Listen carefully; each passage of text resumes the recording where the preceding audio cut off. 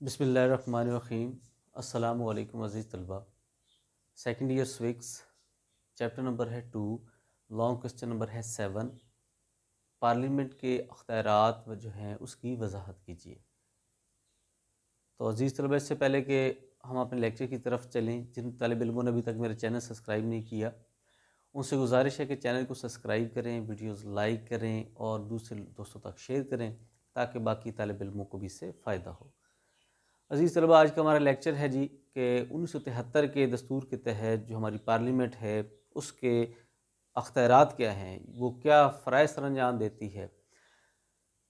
Last lecture जो मैंने इस पे किया है पार्लियामेंट की तश्कील पे, सेनेट और कौमी असम्बली की तश्कील पे, वो हमारे टेक्स्ट बुक के हवाले से कोई लॉन्ग क्वेश्चन का हिस्सा नहीं है, कहीं भी ना ही लॉन्ग क्वेश्चन है, लेकिन बताना ये मकसूद था ताकि आपको पता हो कि हम जो आगे अख्तियारात जिसके पढ़ने वाले हैं वो इदारा है क्या। ठीक है जी। तो पार्लियामेंट के अख्तियारात और फ़राइज़, जैसा हमने पढ़ा है कि पाकिस्तान की जो पार्लियामेंट है वो 2 ऐवानों पर मुश्तमिल है। अपर हाउस को कहा जाता है सेनेट, यानी कि ऐवान बाला को सेनेट कहा जाता है, और लोअर हाउस यानी कि ऐवान ज़ेरी को कौमी असम्बली या नेशनल असम्बली कहा जाता है।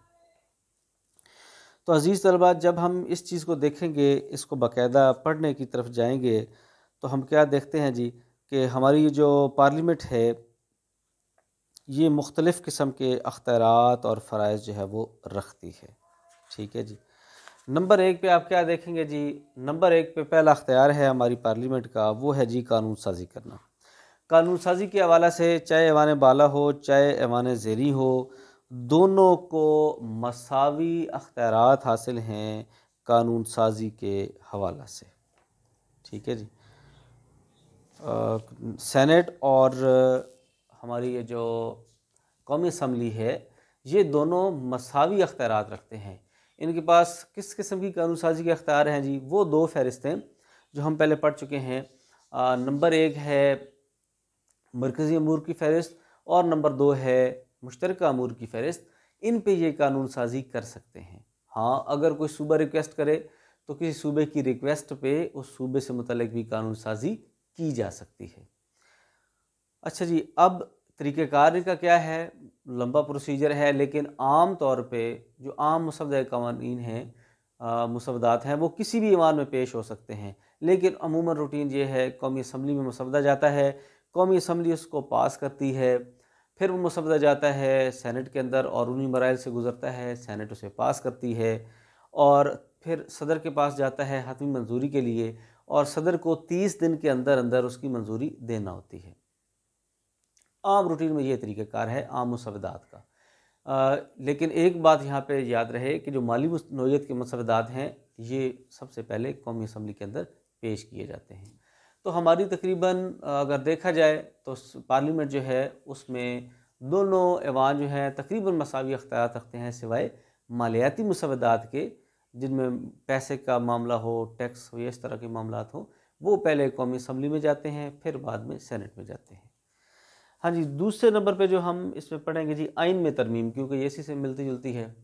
हाँ जी, आइन की तरमीम का जो मामला है वो भी रूटीन में आम तौर पे दोनों ऐवान कहीं से भी ये मसवदा मूव हो सकता है, लेकिन हमारे यहाँ जो रवाज है वो यही है कि कौमी असम्बली जो है वो उसमें मसवदा पेश होता है और कौमी असम्बली उस मसवदा कानून को 2/3 अक्सरियत के साथ पास करती है।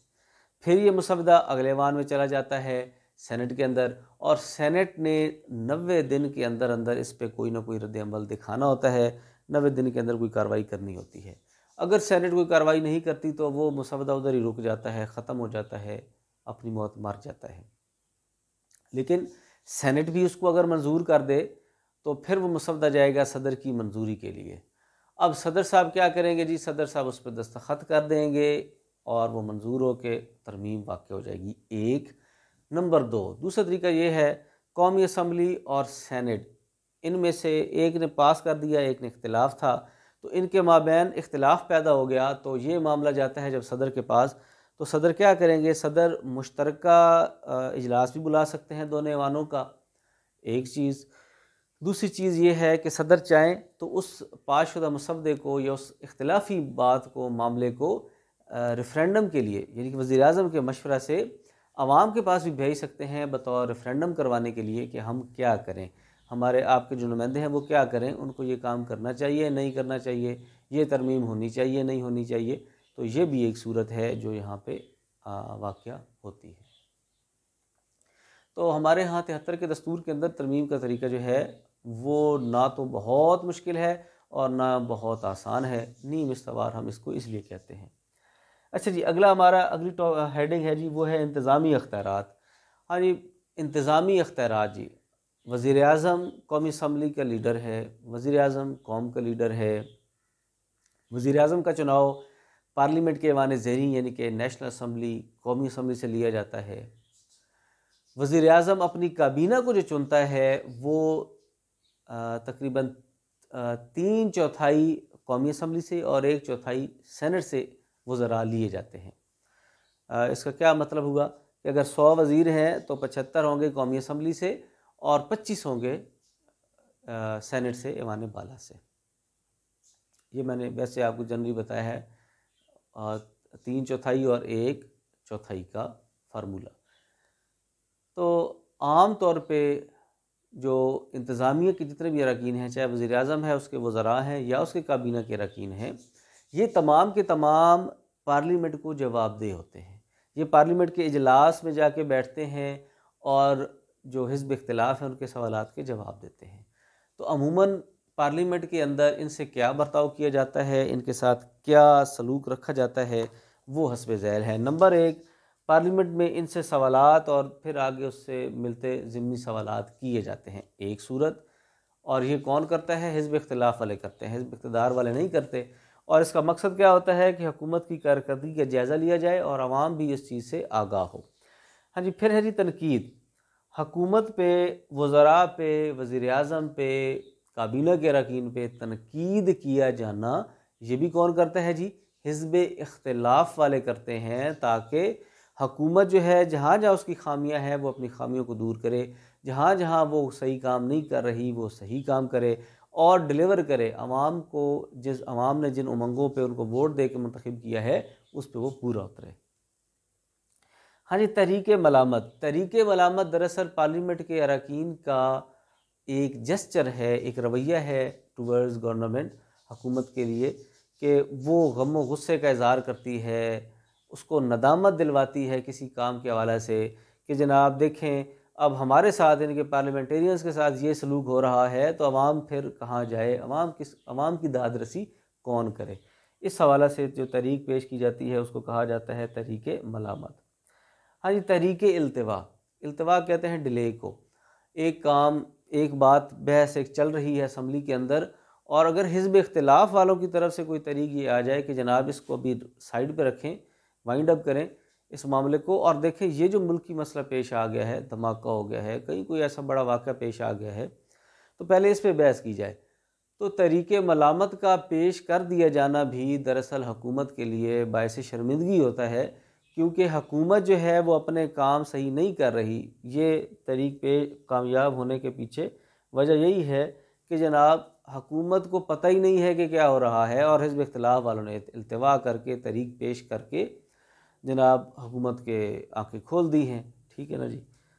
इसके बाद है जी करारदाद। ये करारदाद जो होती है पूरी पार्लियामेंट, हिज़्ब इख्तिलाफ़, हिज़्ब इक़्तिदार मिल के पेश करते हैं और इसका जो बुनियादी मकसद है वो ये है, किसी भी अहम मुल्की मसले पे, किसी भी अहम आलमी मसले पे, किसी भी ऐसे मसले पे जिस पे रियासत इन्वॉल्व हो, तो पूरी पार्लियामेंट अपनी राय देती है, उसको कहा जाता है करारदाद। पूरी पार्लियामेंट अपनी मुत्तफ़िक़ा राय पास करती है, उसको हम करारदाद कहते हैं। ठीक है जी। इसके बाद है तहरीक अदम एतमाद। हाँ जी, ये वो तहरीक है जो वज़ीर आज़म के ख़िलाफ़ पेश की जाती है। वज़ीर आज़म के किसी काबीना के रुकन के ख़िलाफ़ पेश की जा सकती है और वज़ीर आज़म के किसी भी वज़ीर के ख़िलाफ़ पेश की जा सकती है। तहरीक अदम एतमाद कामयाब होने की सूरत में वज़ीर आज़म साहब को इस्तीफ़ा देना पड़ता है और दोबारा से इलेक्शन रियासत के अंदर करवाए जाते हैं। ठीक है जी। अच्छा जी, इसके बाद अगला अख्तियार है जी अदालती अख्तियार। अदालती अख्तियारात व फ़राइज़। ये आपने घबराना नहीं है कि अगर वो फ़राइज़ की बात कर दे, वैसे उमर नहीं करेगा। टेक्स्ट बुक के अंदर जो वर्डिंग सवाल में लिखी हुई है वही आपके पेपर में आएगी। हाँ जी, इसके बाद आ जाता है जी अदालती अख्तियारात। हाँ जी, अदालती अख्तियारात के हवाले से आप क्या देखेंगे जी, अदालती अख्तियारात के हवाले से हम ये देखते हैं कि पाकिस्तान के अंदर सुप्रीम कोर्ट के चीफ जस्टिस, उसके जजेज़ और हाई कोर्ट के जजेज़ की तकर्री के अंदर हमारी ये जो है अपनी पार्लियामेंट है, इसका अहम किरदार है। वज़ीर आज़म, उसके वज़रा उसमें अहम किरदार अदा करते हैं और उनकी तकर्रियाँ सदर के दस्तखत से सरअंजाम पाती हैं। इसके बाद अगर दूसरे नंबर पर अदालती अख्तियार अगर आप देखेंगे तो जनाब हम क्या देखते हैं कि अगर सदर जो है वो रियासत के अंदर किसी बदनवानी का शिकार हो, रियासत में उस पर करप्शन का इल्ज़ाम हो, रियासत के ख़िलाफ़ उस पर गद्दारी का कोई इल्ज़ाम हो या इस तरह के कोई मामलात हों, तो हमारी जो पार्लियामेंट है वो सदर का मुआख़ज़ा करती है। ठीक है जी। और सुप्रीम जुडिशल काउंसिल जो है उसकी रिपोर्ट पे हमारी जो सेनेट है वो चीफ जस्टिस ऑफ पाकिस्तान का भी मुआख़ज़ा करती है। ठीक है जी। अच्छा जी, इसके बाद आ जाते हैं जी अगले जो है इंतखाबी अख्तियारात। अच्छा, आप देखें हमारा जो कौमी असम्बली है वो किन का इंतखाब करती है, वो वज़ीर आज़म का इंतखाब करती है, वो अपने स्पीकर और डिप्टी स्पीकर का इंतखाब करती है। इसी तरह अगर सेनेट को देखें तो सेनेट के अरकान जो हैं वो अपने चेयरमैन और डिप्टी चेयरमैन का इंतखाब करते हैं। इसी तरह अगर आप बाकी देखेंगे तो जितनी भी कमेटियाँ चुनी जाती हैं, चाहे वो सेनेट के अंदर हों, कौमी असम्बली के अंदर हों, ये तमाम तर कमेटियाँ जो हैं वो पार्लियामेंट ख़ुद उनको डिसाइड करती है, ख़ुद उनको चुनती है, उनके अहदेदारों को ख़ुद चुनती है। अच्छा जी, एक और जो नई बात इसमें हम ऐड करेंगे वो ये है कि रियासत के अंदर इंतखाबी इस्लाहात, इंतखाबी मामलात के हवाले से कोई भी मुसवदा पास होगा तो ज़ाहिर है पार्लियामेंट ही करेगी, इसके अलावा कोई और इदारा नहीं करेगा। हाँ जी, इसके बाद आ जाती है जी बात मालियाती अख्तियारात की। हाँ जी, मालियाती नौइयत का कोई भी मामला हो, रियासत के शहरियों पे, इदारों पे कोई टैक्स लगाना हो, कोई टैक्स ख़त्म करना हो, तनख्वाहें बढ़ानी हो, तनख्वाहें कम करनी हो, कम तो खैर नहीं होती लेकिन बहरहाल ना बढ़ानी हो, ठीक है ना जी। और इसके अलावा पार्लियामेंट के जो अरकान हैं उनकी बरात बढ़ानी हो ना बढ़ानी हो, अदलिया जो है उनकी मरात तनख्वाहें बढ़ानी हो ना बढ़ानी हो, उनकी तादाद का तयन करना हो कि कितने जज हों, इस तरह। तो ये सारे मामलात जो हैं ये किस में पेश आते हैं जी, ये पार्लियामेंट करती है। लेकिन याद रहे कौमी असम्बली में ये मामलात पहले पेश होंगे, वहाँ से पास होंगे, फिर सेनेट में जाएंगे। तो यहाँ पे ये बात बताना लाजमी है कि ऐवान ज़ेरी जो है हमारा कौमी असम्बली जो है मालियाती हवाले से देखा जाए तो उसका पलड़ा भारी है, इसका जो पाँव है वो ज़रा ऊपर है सेनेट की निस्बत। माली मुसवदा पहले कौमी असम्बली में पास होगा, फिर सेनेट में जाएगा। ठीक है जी। और पार्लियामेंट के अरकान को ये अख्तियार है कि इस मामलात के अंदर कमी बेशी के वो जो मुसवदा है उसमें माल के बढ़ाने या कम करने की तजवीज़ वो पेश कर सकते हैं। अच्छा जी, इसके बाद अगली बात है हंगामी अख्तियारात। हाँ जी, हमारी जो पार्लियामेंट है, कौमी असम्बली और सेनेट, ये मिलकर रियासत के अंदर, पूरी रियासत में या रियासत के किसी ख़ास सूबे या किसी ख़ास इलाके के अंदर हंगामी हालात का ऐलान कर सकती है। और इसकी अप्रूवल जो है वो पार्लियामेंट देती है इस बात की। और मैक्सिमम हंगामी हालात जो हैं वो 6 माह तक रखे जा सकते हैं। और अगर वज़ीर आज़म या सदर ने कहीं पे हंगामी हालात नाफिज कर दिए, वहाँ पे हंगामी अख्तियारात अख्तियार किए और पार्लियामेंट ने मंजूरी ना दी, तो सदर का और वज़ीर आज़म का ये इक़दाम जो है 2 महीने के बाद ख़ुद ब खुद ख़त्म हो जाएगा, वहाँ से वो हंगामी अख्तियारात लिफ्ट हो जाएंगे। ठीक है जी। और अगर पार्लियामेंट ने मंजूरी दे दी तो फिर ये अख्तियारात प्रोलॉन्ग होंगे, 6 माह तक ये चलेंगे, उसके बाद ख़त्म हो जाएंगे जब तक कि उनको एक्सटेंड ना किया जाए। अच्छा जी, इसके बाद है जी शिकायत का अजाला। अब देखें 342 के 342 अरकान क्योंकि अवामी नुमाइंदे हैं, 272 जनरल इलेक्शन लड़के आए हैं और बाकी ज़ाहिर है नॉमिनेटेड हैं। तो ये जो 342 अरकान हैं तमाम के तमाम अपने अपने हलके के, अपने अपने अक़लियत के ख़वातीन की नुमाइंदा हैं। उन्होंने क्या करना होता है, वो पार्लियामेंट के अंदर वो आवाम को भी जवाब दे हैं जब वो अपने हलकों में जाते हैं। तो जब वो पार्लियामेंट में बैठते हैं तो वो क्या करते हैं जी, अपने अपने हलकों की आवाम की शिकायत जो हैं वहाँ पे उजागर करती हैं और उनके मसाइल को हल करवाने की कोशिश करते हैं।